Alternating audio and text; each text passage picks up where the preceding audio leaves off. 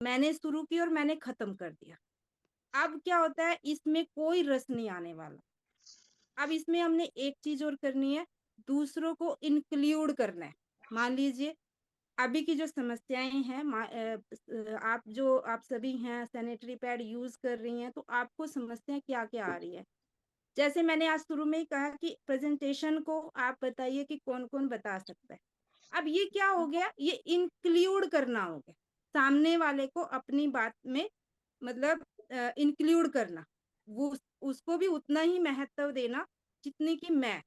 मान लीजिए अगर मैं सिर्फ सुना के चला जाऊं, सुना के चली जाऊं, तो क्या आपको समझ आएगा।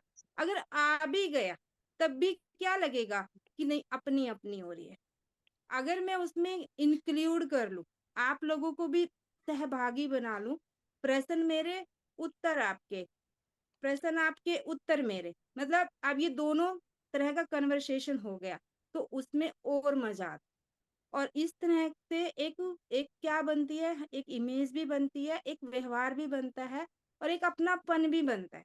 क्योंकि जब हम यही चीजें पूछते हैं और सामने वाला फिर हमें उत्तर देता है, तो एक भाव आ जाता है कि हाँ, ये मेरी समस्या को दूर कर देगी, ये भाव आता है। और वहां से एक विश्वास पैदा होता है। तो जब भी हम कहीं भी प्रेजेंटेशन दे, डेमो दे, तो वहां पे जितनी भी महिलाएं हैं, आप उनके चेहरे के हाव भाव को देखकर उनको इंक्लूड कर लीजिए। मान लीजिए कोई आपको लग रहा है कि नहीं, ये दुखी लग रही है, ये मुझे लग रही है कि इनको समस्या है, तो आप उन्हीं से ही प्रश्न पूछिए। आप उनको पूछ सकते हैं कि बताइए आपको समस्या क्या है। तो वो कुछ तो बोलेगी ना आपके सामने, हो सकता है खुल के बोल दे।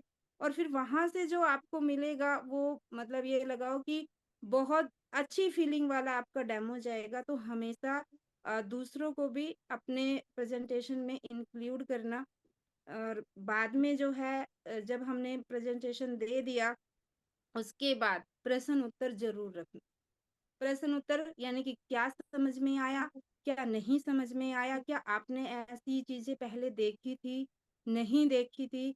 और तो ये सारी चीजें बाद में, जो वो दो चार प्रश्न उत्तर होते हैं, वो काफी कुछ चीजें कह जाते हैं।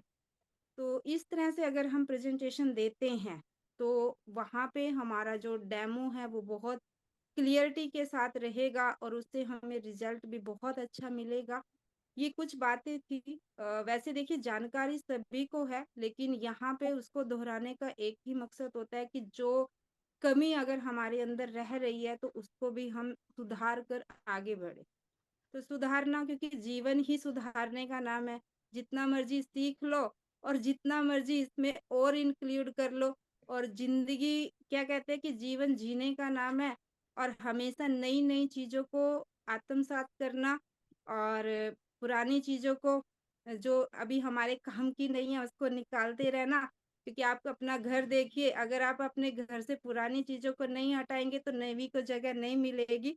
इसी तरह हमने अपने विचारों में भी है, हमेशा नई नई बातों को इंक्लूड करना बहुत जरूरी है। तो इस तरह से आप प्रेजेंटेशन देना और अपने अंदर ये सारी चीजें शामिल करना, तो बहुत बहुत अच्छे डेमो आपके जाएंगे। तो इसमें, हाँ विपिन भैया, आपका शुरू में हैंड रेस था, अब आप अपनी बात को